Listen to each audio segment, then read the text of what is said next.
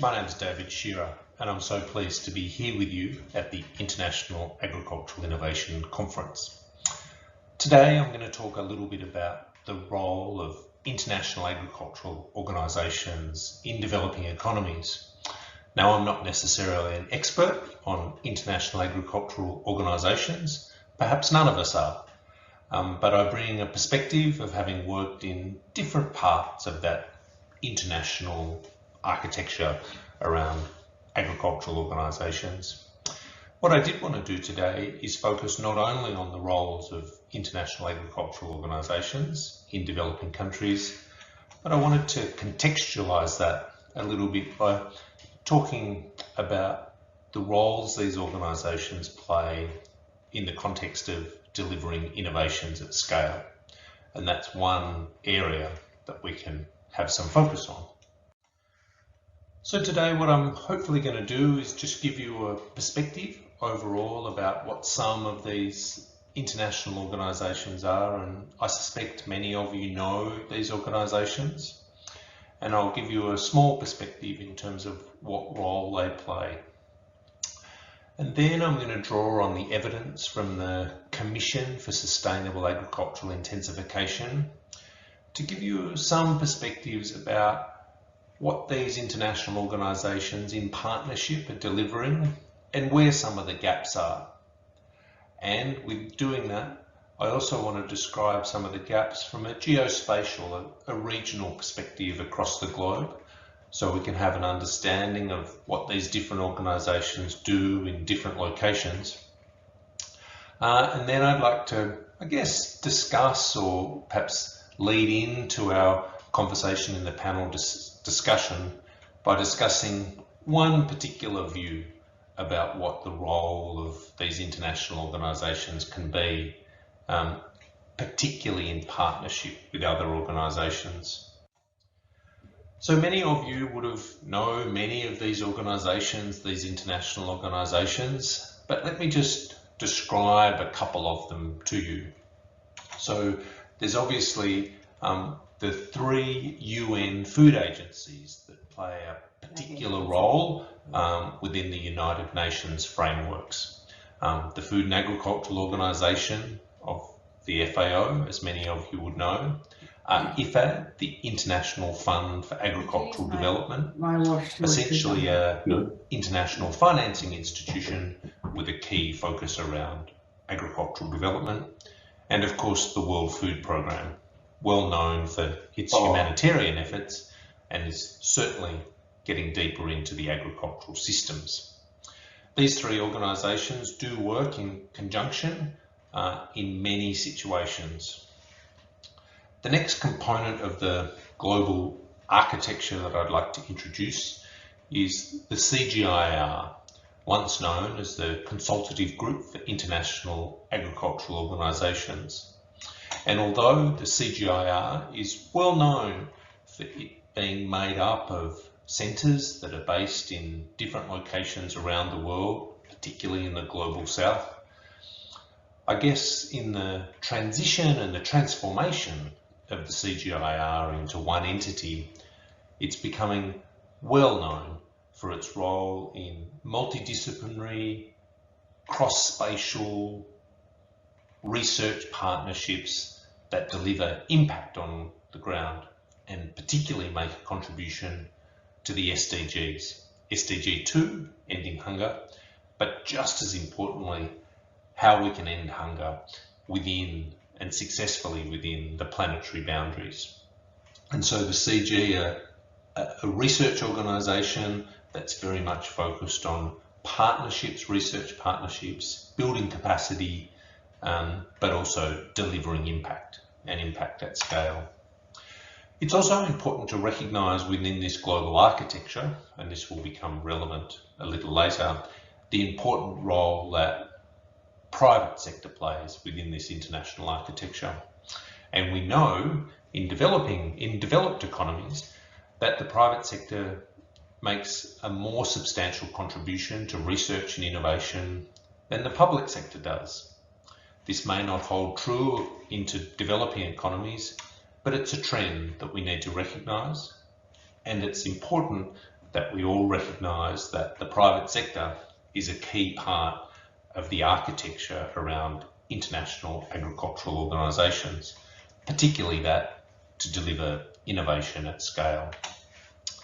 The last that I wanted to mention too is a range of, and this is not complete, a range of NGOs, international NGOs, focused on particular areas like nutrition, or focused on particular areas such as the conservation of nature.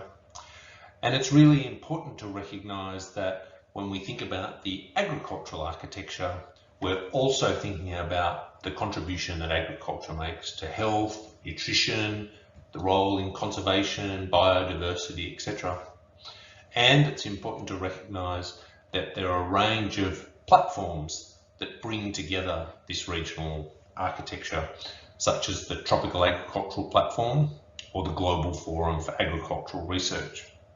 And although we're talking about international organisations, it's also really critical that we recognise the role of regional organisations.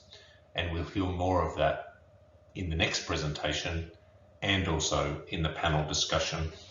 But that gives you some overall view of the global architecture and who's working in this space. But it's important that we recognise when we think about these partnerships, these international agricultural organisations, what's critical is the partnerships that they have together to play a role at the global level. But it's also critically important that we recognise their role in both the national and local context. And with this slide, I just want to present and highlight the significant challenges that we still face at the global level, national level, and local level. And this is a report recently released by the FAO, but I just want to draw your attention to, although FAO was a leading organisation, you can see that the range of organisations that are making a contribution, IFAD, who I've mentioned before, World Food Programme, but also the World Health Organization and UNICEF. And I guess that gives you an indication of the combined efforts of these international organisations. But what this report says is that 828 million people are still food insecure, and of interest, 3.1 billion people are not able to access an affordable, nutritious diet. And so what this leads us to think through is that in part, we're losing the battle against SDG 2, ending hunger, in particular. And so in this situation, it's critical that these international organisations work in partnership at the national level and at the local level as well. And so as we think about these challenges that we face, we must think about the partnerships that we're able to deliver at scale. Just to draw your attention then and start to focus on some of these areas of innovation, so the utilisation of research, doing something new, producing something new, a new process.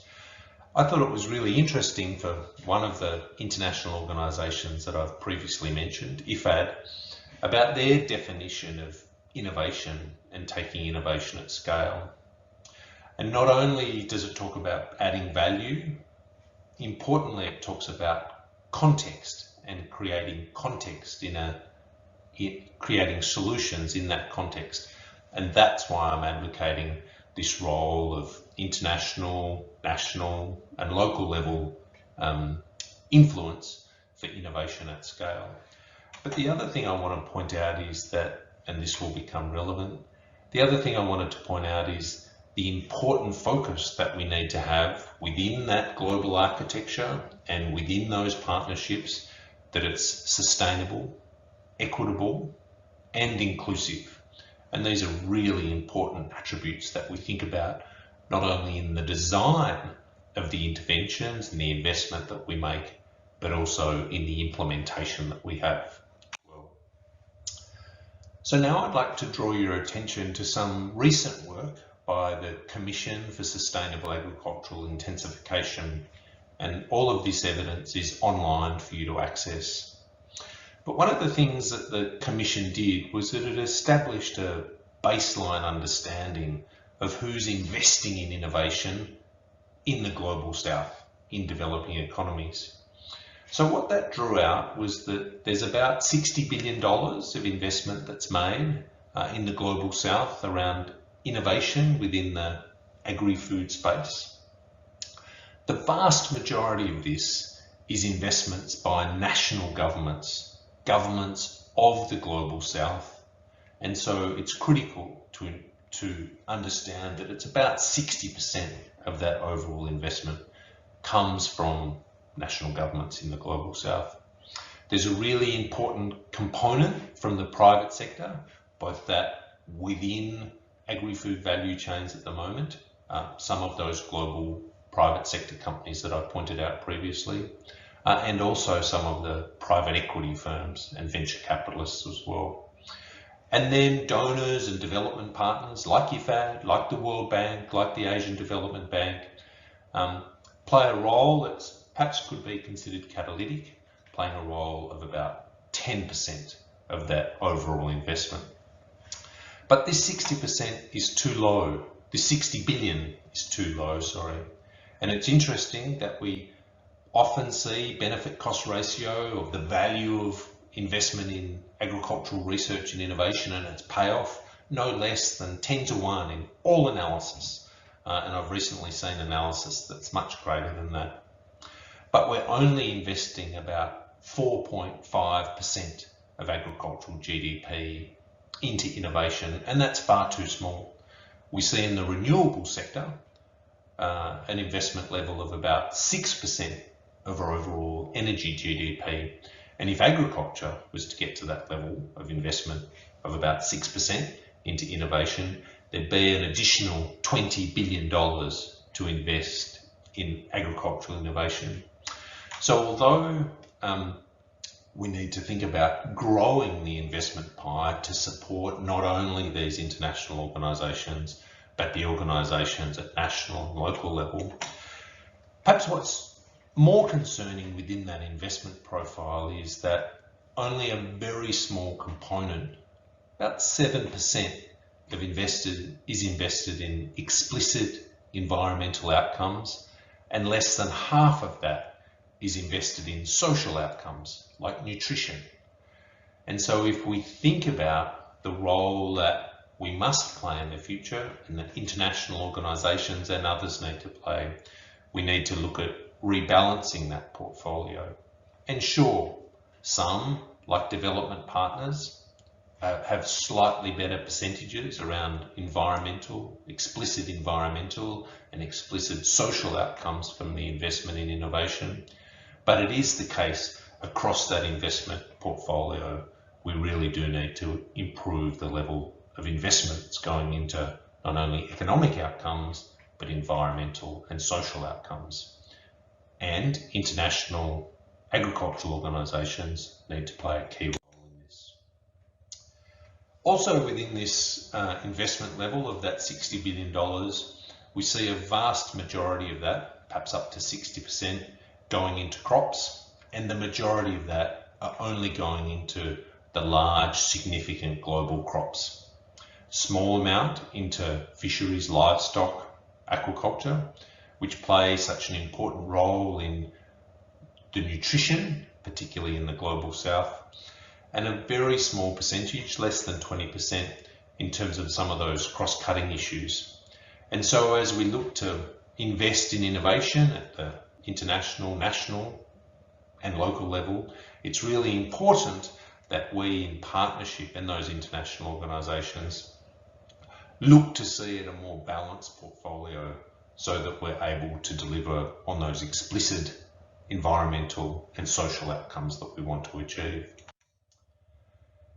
And then from the research that was done in terms of the level of investment in the Global South in innovation, the Commission for Sustainable Agricultural Intensification also looked at research outputs through an analysis of 1.2 million research citations from the CABI abstract database. So what this shows is that there's a significant level of research outputs in a few countries. Here you see China, India, and Brazil as a major contributor to where those research outputs are delivered.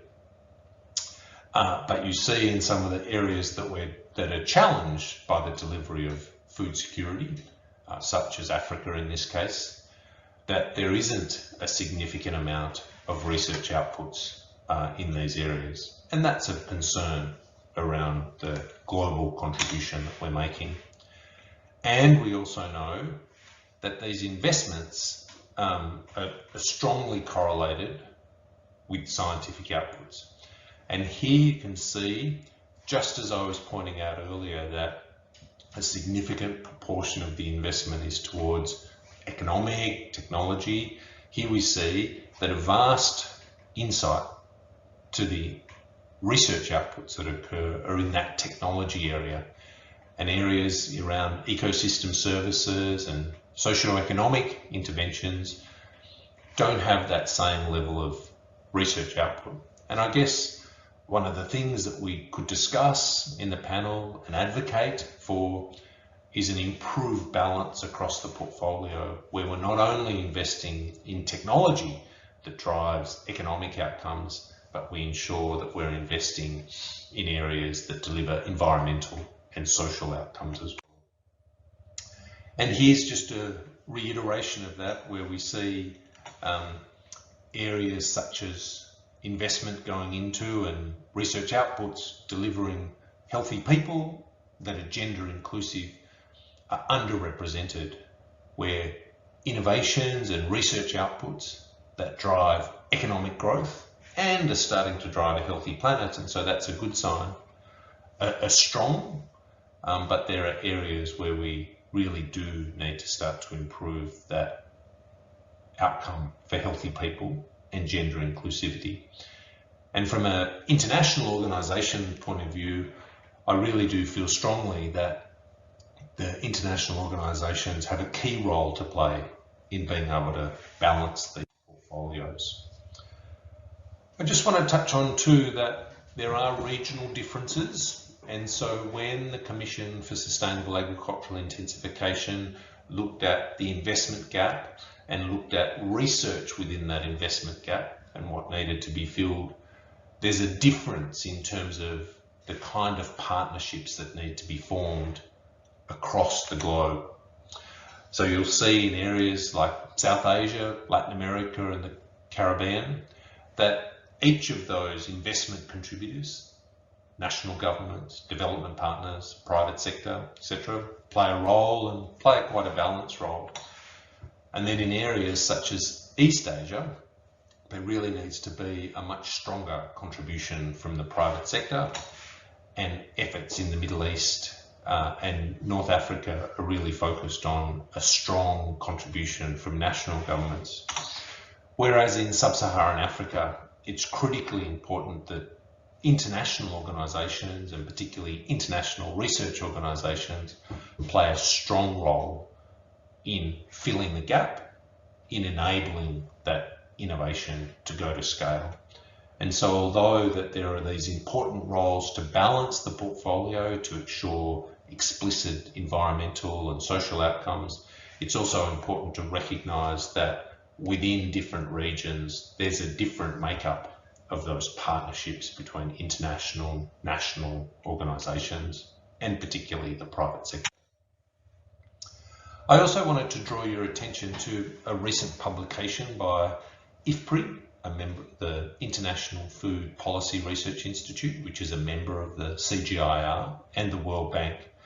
And this looked at repurposing agricultural policies. And what they looked at was a range of different scenarios. I'd encourage everyone to go and have a look at this report, because when they compared a business as usual scenario through until 2040, in comparison to what they modelled around green innovations, and really just think of green innovations that are those that not only drive productivity growth, so some of those economic outcomes that I referred to earlier, but also have a positive impact on the contribution agriculture makes to climate change. When they compare that business as usual scenario to the scenarios around utilisation of green innovations, there's a significant benefit in terms of land use, and about 105 million hectares of land gets returned to nature in comparison to a 2040 scenario. And the emissions from agriculture reduce by about 40%. And so it just highlights the need for a focus around green innovations as we go forward. And international organisations have a particularly important role to play in that, but also in partnership with national and local architecture as well. I just want to finalise and draw to a close my presentation by talking a little bit about what some in the tech space and other areas talk about the valley of death. But I think it's a really important component for us to talk about agricultural innovation and taking innovation to scale. So when the valley of death is essentially where we have organisations that are playing a value-added role across different areas of the innovation pipeline, from basic research, taking that to concept. We may use different terminology like applied research, etc., and taking it to scale. And the combination between where public financing is used and where private financing is used. And we often find there's a significant time frame where there's a gap, where the public sector funding's come down and we're not quite seeing the uptick of private sector funding due to the lack of understanding of the business models and the commercial applicability. And I think this is very relevant in agricultural research and taking innovation to scale. And one of the things that I think I want to promote in this is that we need to think about those different investors, national government, development partners, private sector and private equity, and think about how we can avoid the valley of death. Sure, each of these organisations have their role in that baseline level, from basic research all the way through to the application at a commercial scale. But if we can think about how international and national funding can potentially smooth that curve and not allow that curve to lower so much when we think about that public sector expenditure. And then if we can think about private sector, maybe through private equity, making a greater contribution earlier into the innovation pathway, and also continuing to contribute throughout that journey of that innovation pathway where private equity and venture capitalists play a role, I think there's a significant opportunity to avoid the valley of death of taking innovation to scale. So in conclusion and in ending, I wanted to promote, if we are to successfully avoid that valley of death, if we are to successfully work in partnership at international, national and local levels, I'd advocate that those partnerships look to use a set of principles to guide the investment that they make in agri-food innovation, and also guide the implementation of those investments. And these principles were developed by the Commission for Sustainable Ag Intensification, and I think can be a really powerful tool to help guide those partnerships, to help guide investment in innovation, and in part to avoid that valley of death. So thanks everyone for listening. I look forward to the panel discussion.